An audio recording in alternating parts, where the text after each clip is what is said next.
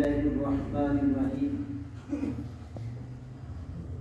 تبارك الذي بيده الملك وهو على كل شيء قدير الذي خلق الموت والحياة ليبلوكم أيكم أحسن عملا وهو العزيز الغفور رب اشرح لي صدري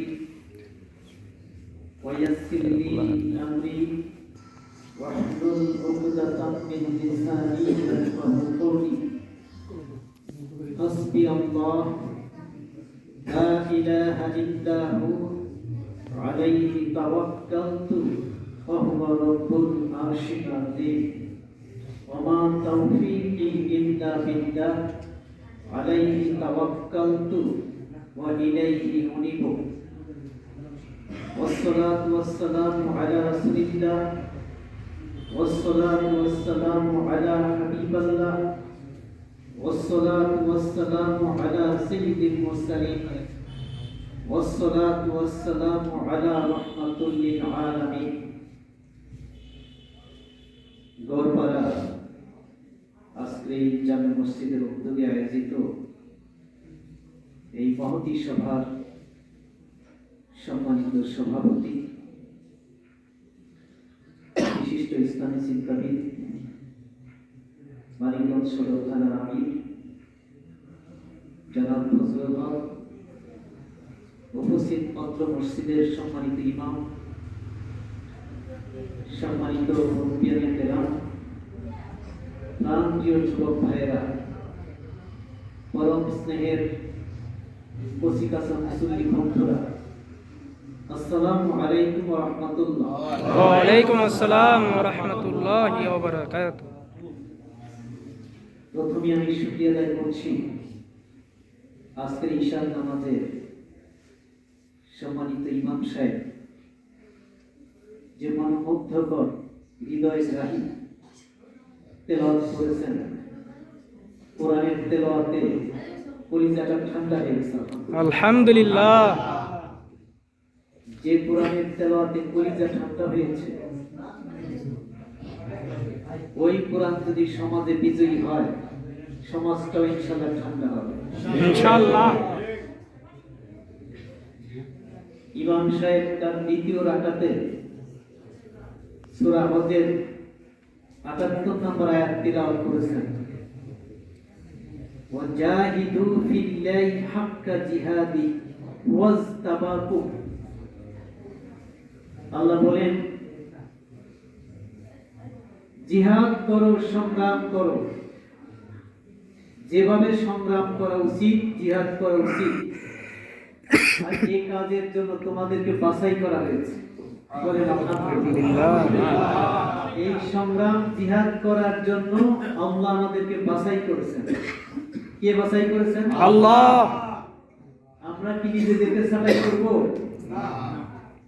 বাছাই করে আল্লাহ এই মসজিদে নিয়ে আসছেন। আল্লাহ রহমতের রশিদে টেনে টেনে নিয়ে আসছেন। সবাইকে আসতে পারছে না। আল্লাহর রহমত যার উপর আছে সেই শুধু মসজিদে আসতে পারছে। তাহলে জিহাদ করো, লড়াই করো, যেভাবে করা উচিত, এজন্য তোমাদের বাছাই করা হয়েছে। তাহলে কিসের জন্য বাছাই করা হয়েছে? কিসের লড়াই, কিসের জিহাদ, এই জন্য আমার আলোচনার বিষয় হচ্ছে। কেন করেছেন জিহাদটা? তাহলে কিসের? আমরা বিভিন্ন মাহফিলে, ওয়াজে, আলোচনায় শুধু জিহাদের কথা শুনি, আর জিহাদের কথা শুনলে আমরা লাফিয়ে পড়ি, একবার শহীদ হয়ে যাব, বলি না? কিন্তু সেই জিহাদটা কিসের তা কিন্তু আমরা ৯৯ জন লোক আমরা জানি না। সূরা বাকারা ১৫৯ নম্বর আয়াতে আল্লাহ রাব্বুল আলামিন বলেন, আউযু বিল্লাহি মিনাশ শাইতানির রাজীম, ইন্নাল্লাযীনা ইয়াকতুমুনা মা আনজালনা মিনাল বায়্যিনাতি ওয়াল হুদা মিন বা'দি মা বায়্যানাহু লিন-নাসি ফিল কিতাব উলাইকা ইয়ালআনুহুমুল্লাহু ওয়া ইয়ালআনুহুমুল লাঈনুন। আল্লাহ রাব্বুল আলামিন বলেন সূরা বাকারা 159 নম্বর আয়াতে, যারা আমার উজ্জ্বল জীবন আদর্শ জীবন ব্যবস্থা, উজ্জ্বল আদর্শ জীবন ব্যবস্থা মানুষের জন্য যা আমি আমার কোরআনে নাযিল করেছি, এটা যারা গোপন করে রাখবে, কি করে রাখবে? গোপন গোপন করে রাখবে।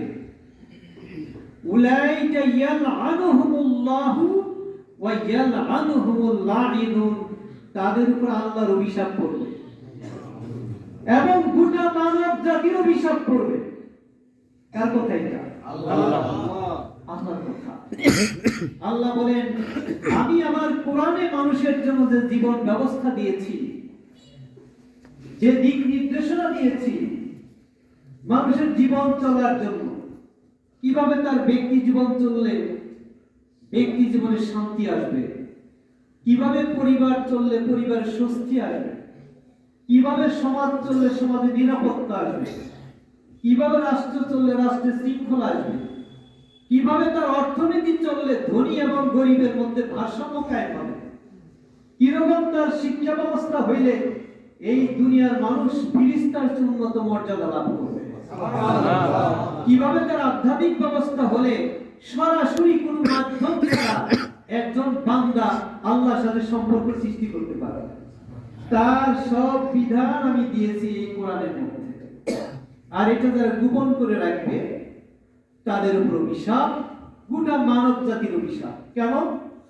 কোরআন যদি গোপন থাকে তাহলে মানুষের অশান্তি হবে, আর অশান্তির মধ্যে যারা পড়বে তারা আল্লাহর কাছে ফরিয়াদ করবে, আর এই ফরিয়াদের কারণে যাদের কাছে কোরআন আছে প্রকাশ করে নাই তারা হবে অভিশপ্ত। বলেন নাউযুবিল্লাহ।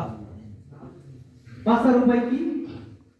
পরের আয়াতে 160 নম্বর আয়াতে আল্লাহ বলছেন ইল্লাল্লাযীনা তাবু ওয়া আসলাহু ওয়া বায়্যানু ফাউলাইকা আতুবু আলাইহিম ওয়া আনা আত-তাওয়াবুর রহিম। আল্লাহ বলেন যারা নাকি কি করবে? ইল্লাল্লাযীনা তাবু, এই যে গোপন করার কাছ থেকে ফিরে আসবে, তওবা করবে, ওয়া আসলাহু, নিজেদেরকে সংশোধন করবে, ওয়া বায়্যানু, এই কোরআন কি জন্য নাযিল করছি আমি এটা মানুষের কাছে বয়ান করে শোনাবে, তাদের তওবা আল্লাহ কবুল করবেন। আল্লাহ অত্যন্ত ক্ষমাশীল। বলেন সুবহানাল্লাহ।